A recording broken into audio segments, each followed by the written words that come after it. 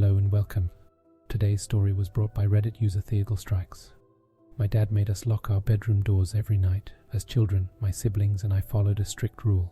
We weren't under any circumstances permitted to open our bedroom doors between 10 p.m. and 6 a.m. Do you want a bedtime story, sweetie? My father asked. His sickly sweet voice, worming through the keyhole of my bedroom door, exuded a gravelly warmth.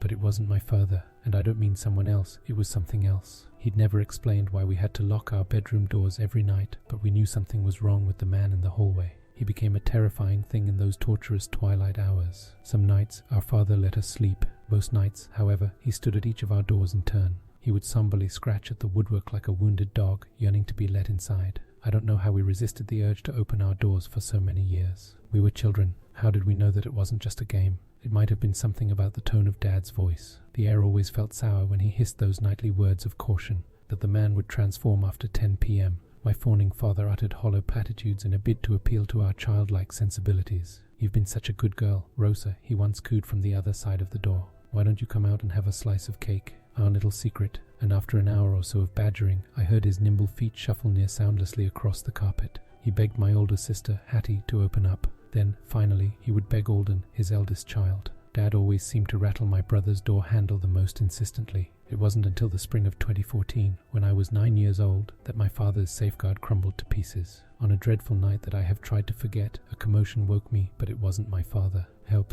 Alden screamed, muffled, from his room down the hall. "Let me out of here. Let me out." I rose from bed and walked to my door, listening to the cries of my terrified brother. I could hear shuffling sounds in my sister's room across the hallway. "Rosa," Hattie whispered, muffled by our two doors. "Are you awake?" "Yeah," I answered. "What's wrong with Alden?" "I don't know," Hattie said. Then she cleared her throat to project her voice. "Alden, what's wrong?" "Hat," he screeched. "I need help, Hat." "Fuck," she whimpered. Is it Dad? Did you open the door for him?" "No, of course not," Alden scoffed. I can't breathe. I need to go to the hospital." "Oh, shit," Hattie whispered. "We need to check that he's okay," I whimpered. "No," Hattie barked. "You know the rules. We can't open our doors until 6 a.m. That's not for another 4 hours. I can't hear Dad on the landing," I pointed out. "I'm quick. I think I could make it to Alden's room without being caught." I could hear my heartbeat in my eardrums. The thrumming sound swelled in my shivering head, striving to ward off foolish thoughts. No use. I'd already placed one hand on the door handle, whilst using the other to twist the lock open.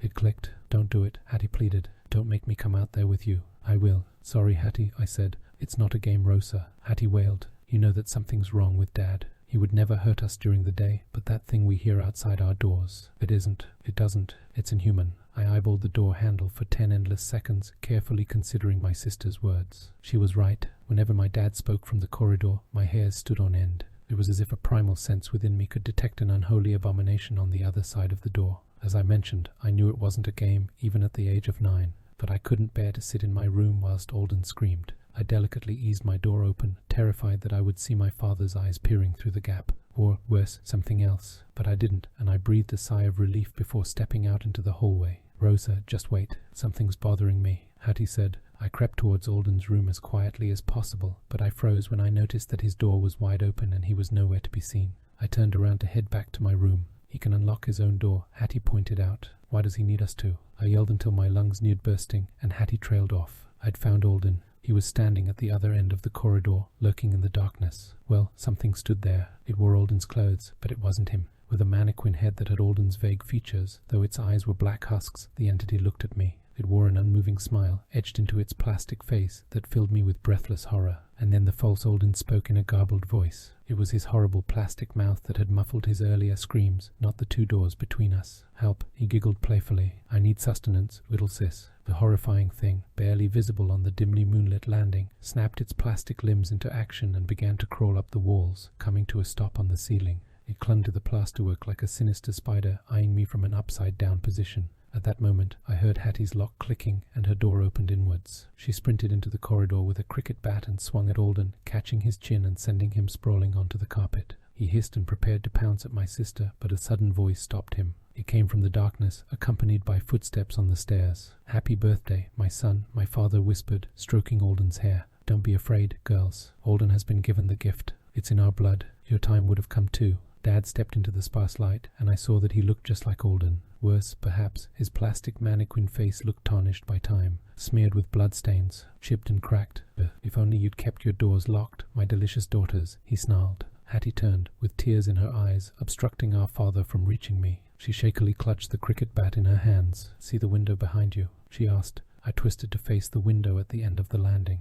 We lived in a bungalow, so I knew I could escape directly onto our driveway, but I wasn't looking at the outside world. As I ran to the window, I watched Hattie's reflection in the mirror. She valiantly defended herself against our father, but the monstrous man snapped her weapon like a twig before wrapping his plastic arms around her like a boa constrictor. I cried, fumbling with the latch for the window, and I'm not sure exactly what I saw. It seemed as if my father were liquefying my sister, turning her into plastic sustenance. Hattie unleashed a deafening scream as her body bloodily detonated, drenching my father's face and the walls. He hissed at me as I clumsily clambered out of the window, tasting freedom. I don't know why he didn't pursue me, but I ran straight into town, stumbling into the local police station. Dad and Alden were never found, but the remnants of my sister corroborated my story. Anyway, I've spent the last 9 years reliving that ghastly night. You probably know why I suddenly felt the urge to tell the tale of my family's horrible secret. Tomorrow's my 18th birthday.